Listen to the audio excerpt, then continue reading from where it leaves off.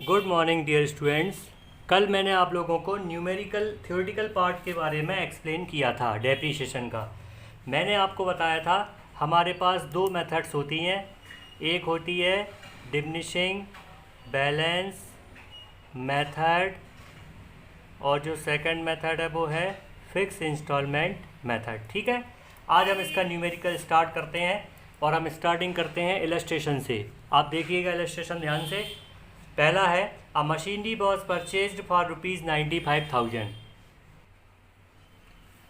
On first April 2012 and ₹5,000 were spend on it's erection and installation. 95,000 की cost की machine है, 5,000 rupees हमने उसका इरेक्शन इंस्टॉलेशन में किया, मतलब उसको फिटिंग कराने में। ठीक है, तो ये जो टोटल कॉस्ट हो जाएगी मशीनरी की वो हो जाएगी 1,00,000, 95,000 प्लस 5,000। ठीक है, तो ये 1,00,000 रुपीज़ हमारी कॉस्ट ऑफ मशीन हो गई। अब क्या होता है, पास journal entry in the books and prepare the machinery account. इसमें हमें जर्नल एंट्री बनानी है, जो मैंने जर्नल एंट्री कल आपको ये एक्सप्लेन की थी। ठीक है, और इसमें हमको मशीनरी अकाउंट बनाना है फॉर 3 ईयर्स, चार्जिंग डेप्रीशिएशन है 10% पर annum on fixed installment method. तो अभी हम बात फिक्स इंस्टॉलमेंट मेथड की कर रहे हैं। It is assumed that there is no scrap value of the machine.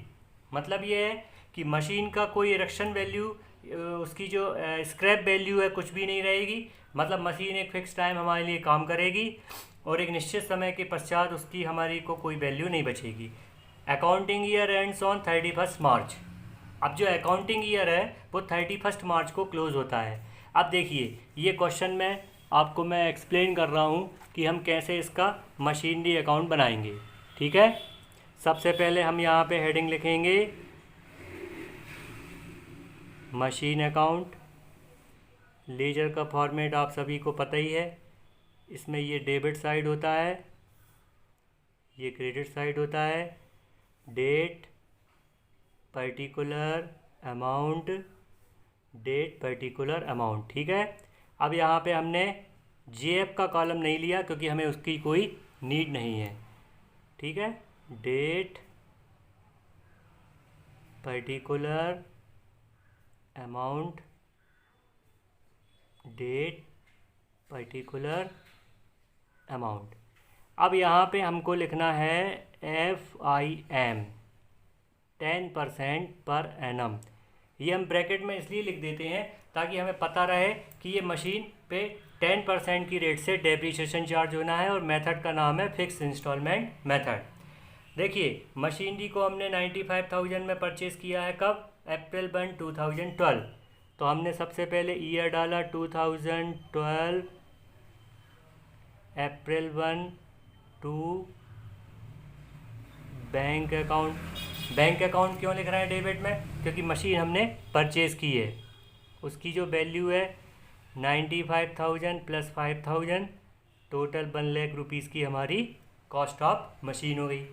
अब ये अप्रैल 1 से हमने स्टार्ट किया तो ये ईयर हमारा कब कब कंप्लीट होगा? एंडिंग 2013 मार्च 31।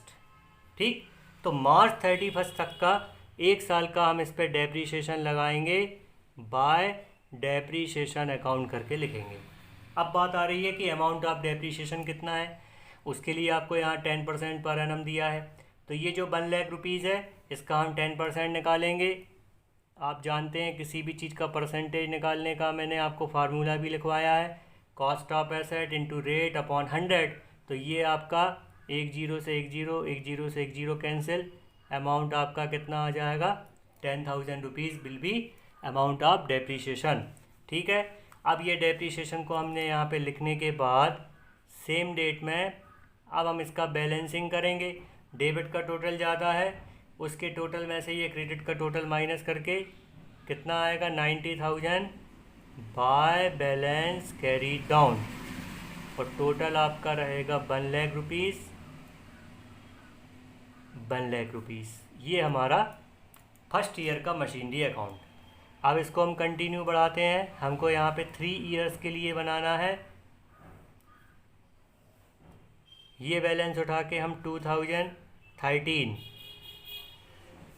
मार्च के बाद आपका अप्रैल स्टार्ट हो जाएगा।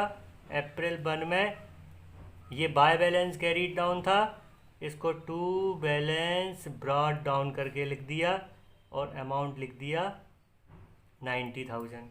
ठीक, अब फिर अगले ईयर में अपन को डेप लगाएंगे तो हम पहुंचेंगे 2014 में, क्योंकि अप्रैल 13 से स्टार्ट होगा तो मार्च 2014 में ये ईयर एंड होगा। 31 मार्च 2014 में, मार्च 31 में हम फिर से लिखेंगे बाय डेप्रीशिएशन अकाउंट, और अमाउंट आपका बिल्कुल सेम अमाउंट रहेगा। ये 10,000 रुपीज़ फिर से यहाँ पे बाय डेप्रीशिएशन के रूप में रहेगा। ये डेप्रीशिएशन का अमाउंट फिक्स क्यों है? क्योंकि हम फिक्स इंस्टॉलमेंट मेथड का यूज़ कर रहे हैं। इसी डेट में फिर से हमने लिखा बाय बैलेंस कैरीड डाउन। अब 90,000 में से 10,000 घटेगा तो बैलेंस ऑफ मशीनरी हमारा बचेगा 80,000। फिर इसका जो टोटल रहेगा ये 90,000 है, 90,000 है, ये टोटल हमने कर दिया क्लोज। ये हमारा सेकंड ईयर का मशीनरी अकाउंट। अब अपन को 3 साल के लिए बनाना है तो 1 साल और बनेगा। 2014 अप्रैल 1 ये बाय बैलेंस कैरीड डाउन, फिर आपका आ जाएगा to balance brought down, amount रहेगा 80,000। अब इसका डेप्रीशिएशन हम फिर लगाएंगे 2015 मार्च 31 बाय डेप्रीशिएशन अकाउंट, और अमाउंट रहेगा आपका 10,000 रुपीज़। सेम डेट में फिर इसका हमने बाय बैलेंस निकाला, कैरीड डाउन किया, 80,000 माइनस 10,000, अमाउंट आपका रहेगा 70,000, और टोटल हमारा 80,000 और 80,000। इस तरह से ये हमारा 3 साल का मशीन अकाउंट तैयार।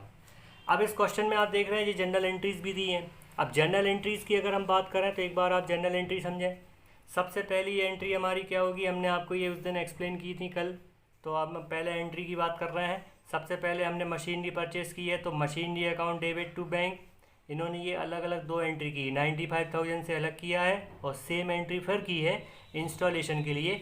आप चाहें तो एक ही एंट्री में भी काम हो सकता है, उसमें आपका अमाउंट हो जाएगा 1 लाख। फिर इसके बाद अपन ने डेप्रीशिएशन लगाया, तो डेप्रीशिएशन के लिए आपको हमने कल एंट्री बताई थी, ये depreciation account debit to asset, यहाँ पे depreciation account debit to machinery, और अमाउंट आपका रहेगा 10,000, जो कि हमने ये यहाँ पे 10,000 रुपीज़ इसका डेप्रीशिएशन का अमाउंट निकाला था। ठीक है, तो ये 10,000 से डेप्रीशिएशन हो गया। अब ये जो 10,000 का डेप्रीशिएशन है इसको हमें ट्रांसफ़र करना है प्रॉफिट एंड लॉस अकाउंट में, तो हम प्रॉफिट एंड लॉस अकाउंट में इसको ट्रांसफ़र करने की एंट्री करेंगे। Profit and loss account debit to depreciation, ये एंट्री आप देख सकते हैं, यहाँ पे हमने ये एंट्री को किया था profit and loss debit to depreciation, तो ये आपकी सेकेंड ईयर में हमारी ये एंट्री थी। अब फिर इसके बाद यही एंट्रीज हमारी फिर से रिपीट होंगी। थर्ड ईयर में हमने डेप्रीशिएशन लगाया, उसको चार्ज किया, और फिर जस्ट अ मिनट, ये सेकेंड ईयर का था, ये फर्स्ट ईयर का डेप था उसको ट्रांसफ़र किया, ये सेकेंड ईयर का डेप है उसको ट्रांसफ़र किया, और ये थर्ड ईयर का डेप है उसको ट्रांसफ़र किया, और ये हमारा मशीनरी अकाउंट जो हमने प्रिपेयर किया। तो इस तरीके से हमको मशीनरी अकाउंट प्रिपेयर करना है। अच्छा, यहाँ पे हम एक वर्किंग नोट में, जैसे कि ये हमने अमाउंट जो 10,000 निकाला था, ये 10,000 को हम यहाँ पे वर्किंग नोट के रूप में लिख देंगे। हम लिखेंगे working note calculation of depreciation. पहले हम फार्मूला लिख देंगे, cost of asset into rate upon 100। Cost of asset हमने कैसे निकाली थी, 95,000 प्लस 5,000 इंटू 10 अपॉन 100, तो ये हमारा टोटल अमाउंट आ गया था 10,000। ठीक है, तो ये ऐसा हम इसमें वर्किंग नोट लिख देते हैं। वर्किंग नोट का मतलब है कि जो भी हम कैलकुलेशन कर रहे हैं उसको हमने नीचे शो करना है, ताकि हमारा ये चीज़ क्लियर रहे कि हम ये अमाउंट कहाँ से निकाल के लाए। तो मुझे उम्मीद है कि ये मेथड आपको क्लियर हो गई होगी। इसका नाम फिक्स इंस्टॉलमेंट मेथड क्यों है, क्योंकि यहाँ पे आप देख रहे थे ये अमाउंट ऑफ डेप्रीशिएशन फिक्स था। इसके बाद इलस्ट्रेशन नंबर हम सेकंड और देखते हैं तो और आपको क्लियर होगा। यहाँ पे लिखिए, देखिए X company limited purchase the plant on 1 April 2013 at the cost of ₹45,000। अब यहाँ पे आप देखेंगे the working life of plant is estimated to be 4 year.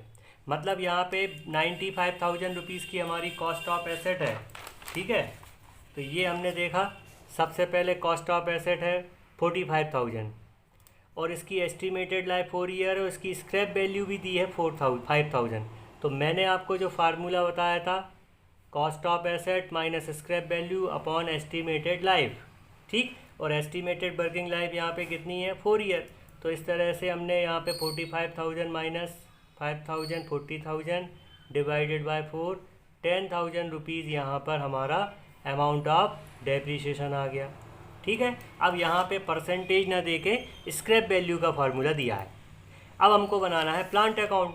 तो प्लांट अकाउंट भी आप देख रहे हैं, इसमें आप देखिएगा सबसे पहले हमने मशीन को ख़रीदा कब, अप्रैल 1 2013 टू कैश या टू बैंक के नाम से 45,000। पहले साल का डैप अपन ने ये जो 10,000 रुपीज़ का जो हमने डैप निकाला था, ये 10,000 का डैप हमने यहाँ से माइनस किया और फिर इसका बैलेंस आया 35,000। सेकेंड ईयर में 35,000 का बैलेंस, फिर 10,000 का डैप लगाया, फिर 25,000, फिर 25,000 बैलेंस डेप्रीशिएशन 10,000 लगाया, 15,000 आपका बैलेंस। इस तरह से करते हुए इन्होंने बताया है 4 ईयर्स का अकाउंट बनाना है। तो ये फर्स्ट ईयर हो गया, सेकेंड ईयर, थर्ड ईयर और फोर्थ ईयर। तो फोर्थ ईयर में हमारा जो बैलेंस है ये वाला 5,000 रुपीज़। तो इस तरह से हमको यहाँ पे प्लांट अकाउंट बनाना है, ठीक। तो आप यहाँ पे आज इलस्ट्रेशन नंबर 3 एंड 4 और आप यहाँ पे समझने की कोशिश करेंगे। कोई डाउट होगा तो आप मेरे से पूछेंगे। Thank you.